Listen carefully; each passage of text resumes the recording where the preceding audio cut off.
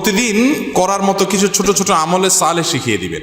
প্রতিদিন করার মতো প্রথম আমলে সালেহ হলো 5 ওয়াক্ত নামাজ সময় মতো ধীরে ধীরে আদায় করবেন। এর চাইতে বড় কোনো আমলে চলে না। এই একটা যদি করেন আর ছোটখাটো কোনো আমল নাও করতে পারেন, বড় গুনাহ থেকে বেঁচে থাকেন, ইনশাআল্লাহ নাজাতের পথ অর্ধেক সুগম হয়ে যাবে। 5 ওয়াক্ত নামাজ, এইটার কোনো বিকল্প ইসলামে আর কিছু নাই। এটা ঠিক রাখতেই হবে, এক্ষেত্রে কোনো ছাড় নাই। দাঁড়ায় না হলে বসে শুয়ে যেভাবে পারেন পড়তেই হবে, কোনো ছাড় নাই।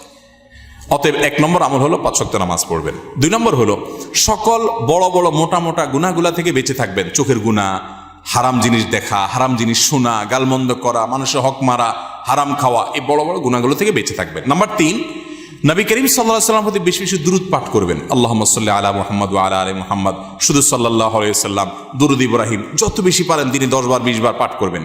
নাম্বার 4, ইস্তিগফার বেশি বেশি করবেন। আস্তাগফিরুল্লাহ ওয়া আতুবু ইলাইহি, আস্তাগফিরুল্লাহ ওয়া আতুবু ইলাইহি, আস্তাগফিরুল্লাহ আল্লাযী লা ইলাহা ইল্লা হুয়াল হাইয়ুল কাইয়্যুম, এরকম ইস্তিগফার